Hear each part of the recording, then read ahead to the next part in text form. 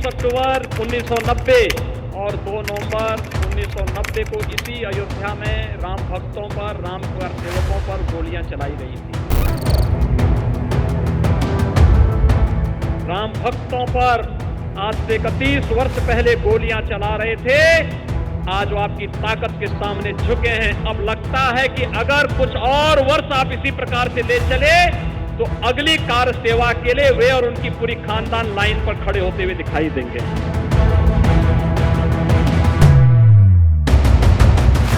आप बाबा मुखर्जी जी को चुनाव नहीं लड़ना चाहिए, वो चाह रहे हैं। प्रदेश का ये पैसा कब्रिस्तान की बाउंड्री पर खर्च होता था, आज मंदिरों के पुनर्निर्माण और सुंदरीकरण पर खर्च हो रहा है।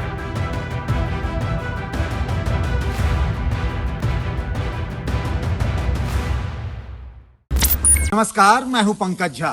आप मेरे साथ देख रहे हैं ऑफ द रिकॉर्ड। एक बड़ी खबर आ रही है यूपी से, वो भी यूपी के मुख्यमंत्री योगी आदित्यनाथ के कैंप से, वो भी उस जगह से जहां की वो खुद महंत हैं, यानी गोरखपीठ के गोरखनाथ मंदिर से खबर आई है कि योगी आदित्यनाथ ने दिवाली मिलन समारोह में बात करते करते ऐसी बड़ी बात कह दी है जिसको लेकर चर्चा तो बहुत दिनों से चल रही थी, लेकिन उस चर्चा को और तेजी ला दिया है योगी आदित्यनाथ के मन की बात ने।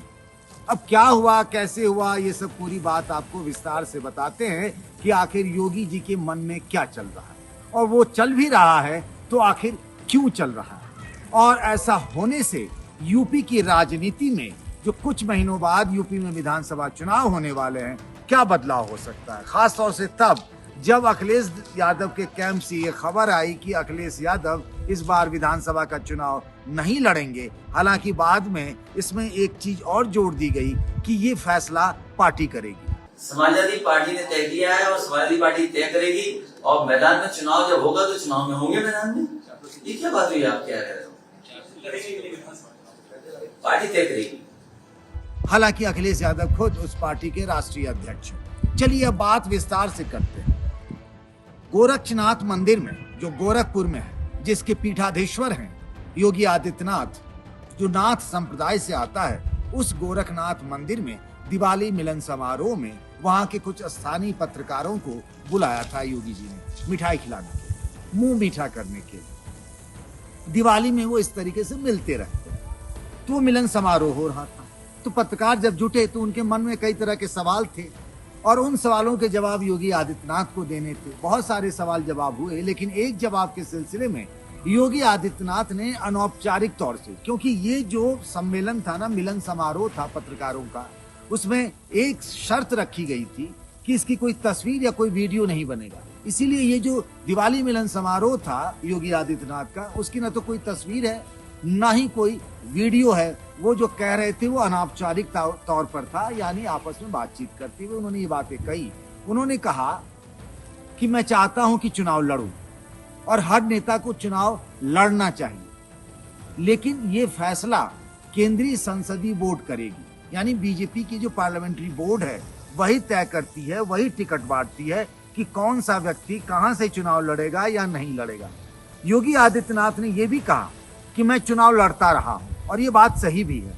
वो लगातार 5 बार गोरखपुर से लोकसभा के सांसद रहे, तब तक लोकसभा के एमपी रहे गोरखपुर से, जब तक वो यूपी के मुख्यमंत्री नहीं बन गए। और जब वो मुख्यमंत्री बन गए तब उन्होंने विधानसभा का चुनाव नहीं लड़ा।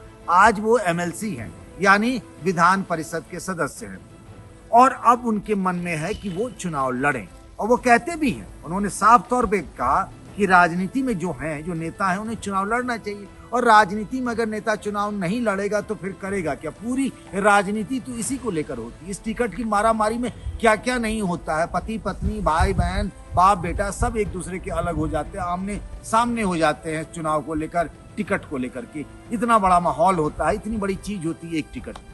तो योगी आदित्यनाथ के मन में ये है, यानी वो चाहते हैं, दिल से इस बात को चाहते हैं कि इस बार जो यूपी का विधानसभा चुनाव है, जो उनके लिए अब तक की सबसे बड़ी अग्नि परीक्षा है। आप सोच रहे होंगे सबसे बड़ी अग्नि परीक्षा इसीलिए भी है कि पिछली बार यानी 2017 में जब विधानसभा के चुनाव हुए थे, तो तब ये नहीं था कि योगी आदित्यनाथ ही मुख्यमंत्री बनेंगे, ये था बीजेपी की सरकार आएगी इस बार, और बीजेपी की प्रचंड बहुमत से सरकार भी बनी। उस वक्त मोदी चुनाव प्रचार की बागडोर संभाले हुए थे। इस बार योगी आदित्यनाथ यूपी के मुख्यमंत्री हैं, और अगर चुनाव हो रहा है ना, तो योगी सरकार के कामकाज का भी एक तरीके से ऐसे टेस्ट है कि ये जो 5 साल मिले योगी आदित्यनाथ को, उन्होंने कैसा कामकाज किया, जिसमें से एक लंबा अरसा तो कोविड में निकल गया। अब योगी आदित्यनाथ के लिए इससे बड़ा कोई पॉलिटिकल टेस्ट नहीं हो सकता, और अगर वो ये कह रहे हैं कि मैं भी चुनाव लड़ना चाहता हूं, तो ये उनकी रणनीति भी हो सकती है, ये उनका आत्मविश्वास भी हो सकता है। पिछले कुछ महीनों से जिस तरीके से योगी आदित्यनाथ लगातार अयोध्या जाते रहे हैं, किसी न किसी बहाने चले जाते हैं, वो हनुमानगढ़ी चले जाते हैं, रामलला के दर्शन करते हैं। उनके चुनावी वायदों में देखिए, जितने भी पिछले मैं करीब महीने भर से हर मंच से, सरकारी हो गैर सरकारी हो, चुनावी मंच हो धार्मिक मंच हो, हर मंच से वो राम मंदिर, भव्य राम मंदिर के निर्माण की बात जरूर कह रहे हैं। वही आजकल ये भी कहने लगे हैं कि जिन लोगों ने राम भक्तों पर गोली चलाई, मैं बात 1990 की कर रहा हूं, जब मुलायम सिंह यादव की सरकार हुआ करती थी यूपी में, कि जिन लोगों ने राम भक्तों पर गोली चलाई, वो लोग आज राम के दरबार में जाना चाहते हैं। राम भक्तों पर आज से 31 वर्ष पहले गोलियां चला रहे थे, आज वो आपकी ताकत के सामने झुके हैं। अब लगता है कि अगर कुछ और वर्ष आप इसी प्रकार से ले चले, तो अगली कार सेवा के लिए वे और उनकी पूरी खानदान लाइन पर खड़े होते हुए दिखाई देंगे। मतलब वो ये दिखाना चाह रहे हैं कि मैं तो राम का भक्त हूँ, राम मंदिर जाता रहा हूँ। आजकल चुनाव को लेकर कुछ चुनावी मौसम में कुछ लोग राम भक्त हो गए, सीजनल जिसको बीजेपी के लोग कह रहे हैं। अभी दीपोत्सव हुआ था, तब भी वो हनुमानगढ़ी गए थे, रामलला के मंदिर यानी राम जन्मभूमि मंदिर गए थे। चर्चा इसीलिए मैं कर रहा हूँ राम जन्मभूमि मंदिर, हनुमानगढ़ी और अयोध्या, क्योंकि ये चर्चा पिछले करीब 5-6 महीनों से चल रही है कि क्या अयोध्या से योगी आदित्यनाथ विधानसभा का चुनाव लड़ सकते हैं। अब उसमें सबसे पहली और बड़ी बात कि क्या योगी खुद चुनाव लड़ना चाहते हैं। अगर वो चुनाव लड़ना ही नहीं चाहते तो अयोध्या और काशी क्या लेना देना, कोई मतलब ही नहीं है। अगर उन्हें चुनाव नहीं लड़ना है, वो एमएलसी रह भी सकते हैं। अगर सरकार जीत जाती है, मतलब बहुमत मिल जाता है, तो एमएलसी रहते भी मुख्यमंत्री बन सकते हैं। लेकिन सबसे बड़ी बात जो आई है छनकर, दिवाली के बाद कह सकते हैं, बीजेपी के, यूपी बीजेपी के कैंप से, वो सबसे बड़ी खबर तो यही है आज की तारीख में कि योगी आदित्यनाथ की इच्छा है कि वो विधानसभा का चुनाव लड़े। अब अगर चुनाव लड़ें, और जैसा उन्होंने कहा कि केंद्रीय संसदीय बोर्ड, और जो अगर योगी आदित्यनाथ चाहते हैं कि चुनाव लड़े, तो फिर मुझे लगता है केंद्रीय संसदीय बोर्ड भी यही चाहेगी, क्योंकि वो जैसा चाहते हैं वैसा ही होता भी रहा है। तो अगर योगी आदित्यनाथ चुनाव लड़ना चाहते हैं, तो केंद्रीय संसदीय बोर्ड यानी पार्टी का केंद्रीय नेतृत्व भी चाहेगा कि योगी चुनाव लड़े। अब लड़ें तो कहां से लड़ें, कौन सी जगह से, उसके बारे में भी तमाम तरह की बातें कही जा रही हैं। जिस तरीके से योगी आदित्यनाथ की उग्र हिंदुत्व वाली अपनी छवि है, वो जिस तरीके से काशी यानी वाराणसी या फिर अयोध्या या फिर मथुरा जाते रहे, खासतौर से मैं अयोध्या का जिक्र बार बार इसीलिए कर रहा हूं कि चर्चा है कि अयोध्या से वो विधानसभा का चुनाव लड़ सकते हैं। अयोध्या की किसी भी सीट से, अयोध्या सदर के जो विधायक हैं अभी, उन्होंने भी ये पेशकश की। अयोध्या के और भी विधायकों ने कहा कि योगी आदित्यनाथ जी चुनाव लड़ना चाहेंगे यहाँ से, तो हम सबके लिए बड़े मान सम्मान की बात होगी। अयोध्या के साधु संतों ने भी ऐसा ही कहा, और अयोध्या से उनका, उनके गोरक्षपीठ का, उनके गुरुओं जो कि गुरु अवैधनाथ थे, उन सब का राम जन्मभूमि आंदोलन से लंबा कनेक्ट रहा। यानी अयोध्या से उनका रिश्ता नाता इस चुनाव की वजह से नहीं है, ये रिश्ता नाता तो सालों का है, पुराना है, उनकी गुरु परंपरा में रहा। गोरक्षपीठ का अयोध्या से लंबा रिश्ता नाता रहा है, उस लिहाज से भी। और जैसे वो आजकल अपने को प्रोजेक्ट कर रहे हैं कि मैं राम भक्त हूँ, सबसे बड़ा राम भक्त, राम मंदिर, भव्य राम मंदिर बन रहा है, तो ये बीजेपी की वजह से है। और ये राम की थाती, राम का विश्वास, राम की आस्था सिर्फ बीजेपी वालों के पास है।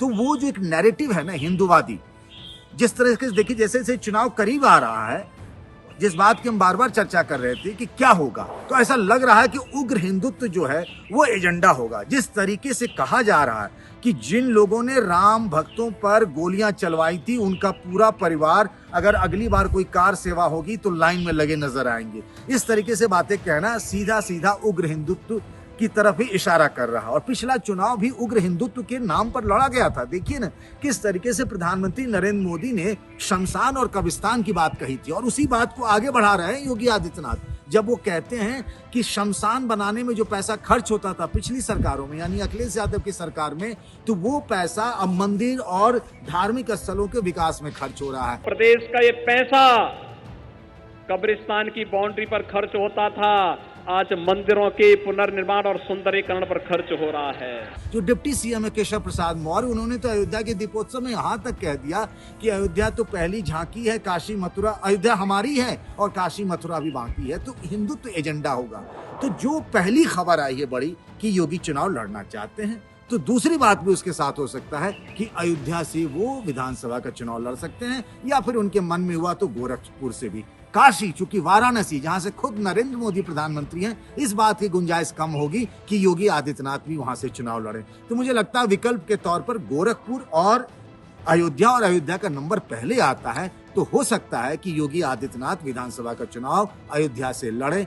तो अब सबसे बड़ा सवाल ये है कि क्या योगी लड़ेंगे तो अखिलेश यादव भी लड़ेंगे, क्योंकि अभी कुछ ही दिनों पहले तो ये खबर आई थी अखिलेश यादव के हवाले से कि वो विधानसभा का चुनाव नहीं लड़ेंगे। हालांकि बाद में इस तरह के डैमेज कंट्रोल किया जाने लगा कि उन्होंने ऐसा नहीं कहा था। उन्होंने एक न्यूज एजेंसी पीटीआई को दिए इंटरव्यू में ये बात कही थी, इसका हवाला दिया जा रहा। बाद में समाजवादी पार्टी के प्रवक्ता राजेंद्र चौधरी की तरफ से बयान आया कि ये फैसला पार्टी करेगी, पार्टी का संसदीय बोर्ड करेगी, जैसा कि योगी आदित्यनाथ भी कह रहे हैं। तो अगर अब अखिलेश यादव भी चुनाव लड़ते हैं तो मुकाबला, ये एक मुख्यमंत्री पद के दो दावेदारों का ये चुनावी मुकाबला और दिलचस्प होगा यूपी में। तो आज के लिए बस इतना ही। आप सबसे एक रिक्वेस्ट है कि आप सब लोग वीडियो देखने के बाद कमेंट जरूर करेंगे, आप अपनी राय हमसे साझा करें, उस हिसाब से हम भी बदलाव करेंगे, सुधार करेंगे। आप क्या देखना चाहते हैं, क्या सुनना चाहते हैं, तो इंतजार रहेगा आपकी राय का। तब तक के लिए नमस्कार।